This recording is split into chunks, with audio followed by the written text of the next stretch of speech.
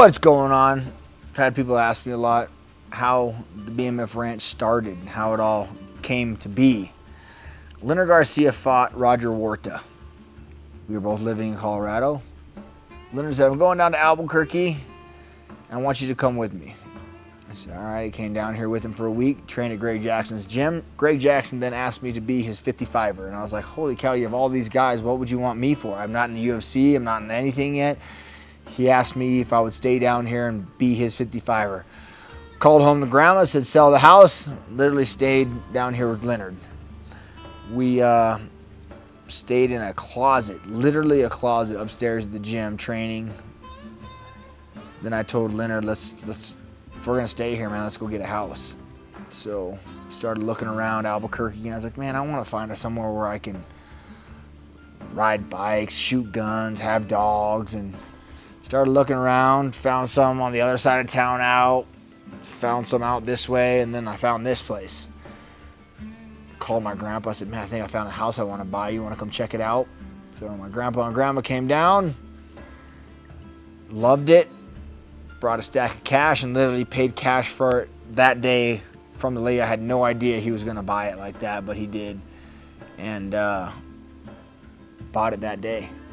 It used to be called the Tap Out Ranch. So back when Leonard and I were both sponsored by Tap Out, we'd have a bunch of guys come out and hang out and train, and we built dorm rooms and we'd have these kids stay in it. And we basically like bring the next generation of fighters up and get them into local shows and get them into the WC and try and work their way up to the UFC, which is super cool because we had 4 people come through my house and make it into the UFC, which is kind of sick, through the ranch and hanging out with us. Probably the latest person that has done it is Daniel Rodriguez, D-Rod, and he's currently in the UFC now. But we've had a lot of guys come up through. We had a lot of fighters come out here and stay and train. But after Tap Out kind of sold and passed away, BMF's kind of always been my jam. So back then we say we're gonna name it the BMF Ranch because we don't raise cattle, we raise bad motherfuckers.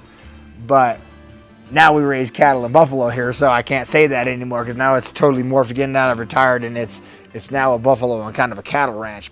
So when you come in the front gate at the ranch, we got a big sign, do not enter. And I wouldn't recommend entering without someone okaying it. Come in, we have everything what's cool here on the ranch that I built, every building. So we have the sauna, ice bath, bathrooms. Next building over is what I'm sitting in right now is our gym. We have a full cage, mats and workout equipment. Directly across I have 2 hay barns, and across from that I have the dorm rooms, which is a 5 bedroom up the top and 4 bedrooms on the bottom. Basically showers, kitchen, everything you would need to be acquainted here at the BMF Ranch. So I got the dorms. Next to that is the Laquanza hut where we keep 4-wheelers and toys. Directly across from that is our shooting range, but next to the shooting range is a giant tower that you come up and we shoot long range rifles out of the tower. Next to the tower we have our BMF Ranch store where we sell Muay Thai shorts and gear and shirts and t-shirts and cups and just miscellaneous BMF Ranch stuff. Right next to the BMF Ranch store is a barber shop in case you want to get your hair cut and get a nice fade while you're out here looking ratty, so when you go to your fight you look primo. Then caddy corner from that we have our saloon. Basically we watch a lot of UFC fights. Me and all the kids will be in the saloon. It's got 5 TVs in there. We'll all be watching the fights, so it'll be pretty cool on that. And then we have our hay barn. Past that, all the acres out there, and right in the middle of the acres I have my race shop, which is during kids camp we teach the kids all about cars and race cars and changing tires and kind of all that entails with a race shop is there. And past that is all my tracks. We have 4 giant race tracks out here for the kids to play on. My kids, other kids. So it's basically an adult fun park out here. The BMF Ranch all came in because at that point Leonard and I we'd bring people would come out here and stay and live, and basically we'd train and then we'd go screw off, because to me that was the biggest. I've touched on a couple other videos where I say the journey is the most important part. So teaching these kids that they don't need to just shut off life.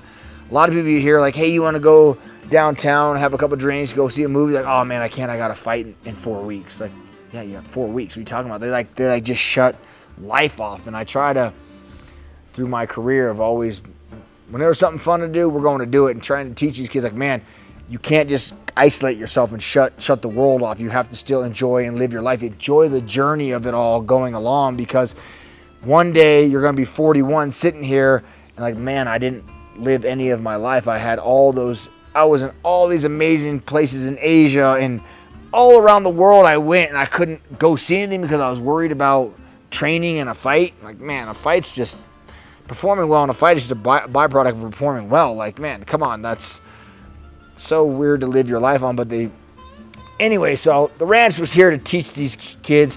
We're going to train hard, because when it's time to train, we bust our ass and we train hard. When I'm in the ring training, that's my 5 minutes. When it's time to get to business, it's time to work. I don't want anybody that is going to slow me down or interfere with my 5 minutes on my ring. So the guys that are here and we're training, I don't want them slowed down. When they're in there training on their time, I want them getting 100% work, because we work hard, we play harder. And that's the ranch and us buying more and more acres and building more and more building and putting the shooting range and the saloon. That's also after we train hard, because we train 3 times a day, sometimes 2 times a day.